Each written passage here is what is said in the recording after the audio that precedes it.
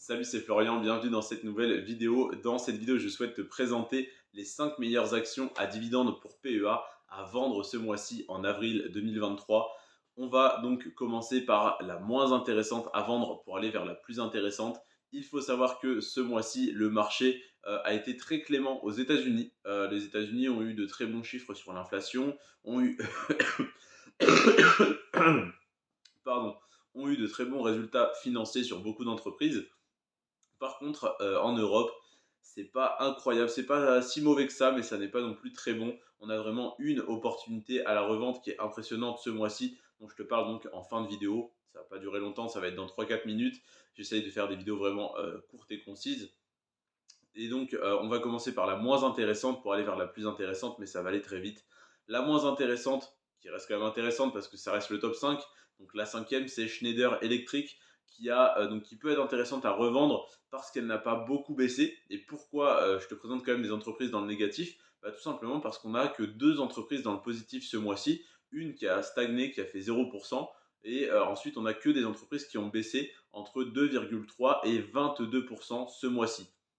Donc là, j'ai deux entreprises à te présenter qui ont très légèrement baissé, qui peuvent être intéressantes à revendre si tu souhaites en séparer. Pas forcément donc pour dégager une plus-value, mais simplement pour te séparer de ces lignes-là, peut-être avant qu'elles ne baissent plus. Donc Schneider Electric qui a fait moins 4,4%. C'est quand même une assez importante, une assez grosse baisse pour un mois d'échange boursier. Donc moins 4,4 en un mois, c'est un petit peu élevé, mais ça reste raisonnable par rapport à ce que je te présenterai dans la vidéo de demain sur les opportunités d'achat de ce mois-ci. Donc moins 4,4 en un mois et plus 155% sur 10 ans.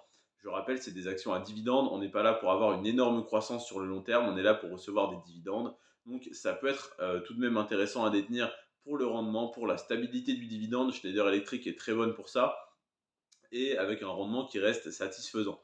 Donc 155% de croissance sur 10 ans, c'est bien. Moins 4,4 ce mois-ci. Personnellement, je ne revendrai pas parce que je souhaite renforcer encore ma ligne sur Schneider Electric. Mais si jamais tu souhaites acheter une action qui a fait moins 20% ce mois-ci et que tu dois vraiment te dégager du cash, ça peut être intéressant de revendre une action qui a fait moins 4,4 pour acheter une qui a fait moins 22 pour vraiment profiter de la baisse de l'autre, même si tu perds un petit peu sur celle-là. Ensuite, évidemment, tout ceci n'est pas des conseils d'investissement, simplement mon propre avis.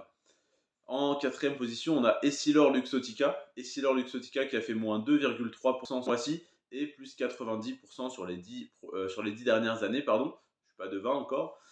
Donc moins 2,3 ce mois-ci. Pareil, ça peut être intéressant à revendre si tu as vraiment besoin de te dégager du cash pour d'autres investissements. Sinon, personnellement, je garde mes actions. Hein. Ce n'est pas parce qu'elles ont baissé ou parce qu'elles ont augmenté que je les revends, sauf si la hausse est vraiment significative, comme pour une action que je te présenterai donc maintenant dans 2 minutes. Donc Essilor Luxottica, moins 2,3, voilà. Ça peut être intéressant si tu as vraiment besoin de cash de revendre, mais personnellement, je ne revends pas. Ensuite, Air Liquide, 0%. Elle a parfaitement stagné sur le mois de mars, donc 0% de performance, 138% sur les 10 dernières années. Un dividende toujours aussi intéressant, une politique de distribution d'actions gratuites pour 10 actions détenues, une action gratuite qui est maintenue. Ça fait très plaisir. Ça reste une très belle entreprise à détenir sur le très long terme. Je pense en tout cas avec de très beaux projets d'avenir. En deuxième position, on a Pernod Ricard, Pernod Ricard, je ne sais pas si on prononce le D, je n'en bois pas et voilà, je n'y connais rien. Mais voilà, Pernod Ricard, c'est une entreprise de vins et spiritueux qui détient donc plein de marques d'alcool. L'alcool, ça marge très bien, c'est-à-dire que voilà, on réalise de grosses marges dessus, donc c'est très rentable. Donc voilà, Pernod Ricard, plus 2,7% ce mois-ci. Petite performance, ça n'est pas une raison pour revendre, mais ça n'est peut-être pas le meilleur moment pour acheter non plus. Donc ça peut être intéressant une fois de plus à revendre si tu as besoin de cash, mais si tu revends pour gagner 2,7%, tu vas payer 0,8% de frais de passage d'ordre. C'est pas forcément la meilleure solution. Voilà, c'est une petite croissance. Tu peux revendre si vraiment tu as besoin de cash, mais ça n'est pas non plus le meilleur moment. Et donc plus 110% sur les 10 dernières années, ça reste une belle performance. Une action à dividende avec un dividende aussi stable, en augmentation et qui a un cours de l'action qui double en 10 ans, c'est pas trop mal. C'est même pas mal du tout. Et en première position, l'action qui est vraiment la plus intéressante à revendre ce mois-ci, si tu souhaites en séparer une fois de plus, sinon tu peux la conserver et espérer qu'elle monte encore plus haut. c'est Sanofi. Sanofi qui a fait plus 12,2% ce mois-ci. C'est vraiment l'exception du PEA. Tout le PEA a été en baisse, en tout cas surtout sur les actions à dividendes. Ça a été un petit peu moins catastrophique, il me semble, sur les actions de croissance, mais ça reste pas fou. Mais en tout cas, voilà, on a eu des actions à dividendes qui ont pris cher ce mois-ci et Sanofi qui fait plus 12,2 et par contre seulement plus 31% sur 10 ans. Donc ça reste une action qui est en très très faible hausse sur le long terme. Donc tu peux espérer en moyenne sur 10 ans, on va dire du 2% de croissance par an, 3% qui, une fois cumulés, font 30-40% sur 10 ans. C'est vraiment très très faible. Mais il arrive d'avoir des mois à plus 12%. Donc, est-ce que c'est le moment de revendre? Je pense que oui. Je ne t'incite pas à revendre. Simplement, moi, j'ai pas mal d'actions Sanofi. J'en ai, enfin, pas mal, 3 ou 4. Oui, j'en ai pour 400 euros. Donc, j'en ai 4 parce que l'action est aux alentours des 100 euros. Donc, je pense revendre mes actions Sanofi ce mois-ci. Damien, si tu m'écoutes, toi qui travailles chez Sanofi, qui est actionnaire, qui a plus de 20 000 euros, quand je t'avais dit d'acheter à 80 euros, même à 75, et que tu avais acheté à 80, là c'était un conseil d'investissement, mais c'est pas sur YouTube donc j'ai le droit.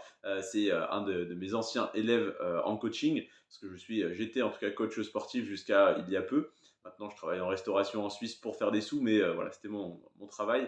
Donc voilà, j'ai entraîné quelqu'un qui travaille chez Sanofi. Je l'ai entraîné pendant 6 mois. Il a vu que j'étais pas trop bête, plutôt malin. Et donc, il m'a demandé des conseils là-dessus. Je lui ai donc dit de revendre à 100 euros, de racheter à 75. Là, c'est remonté à 100. Je pense que j'ai pas besoin de lui conseiller. Il a retenu la leçon, mais je vais quand même lui envoyer un petit message voilà, pour être sûr. Ou si jamais tu vois cette vidéo, Damien, eh bien, voilà, n'hésite pas à alléger ta position. Voilà, je dis ça comme ça. C'est pas un conseil d'investissement, bien sûr. Plus 12,2%. En tout cas, moi, je pense revendre prochainement. Donc voilà, je te dis ni d'acheter ni de revendre, sûrement pas d'acheter, mais pas forcément de revendre. Tout dépend de tes objectifs à moyen et long terme. Si aujourd'hui l'action Sanofi doit être aux alentours des 100 euros, si tu penses qu'elle va aller à 150, tu n'as aucun intérêt à revendre aujourd'hui. Moi, je pense que c'est le secteur de la santé. On a 31% de croissance sur 10 ans, dont 12,2% qui ont eu lieu ce mois-ci.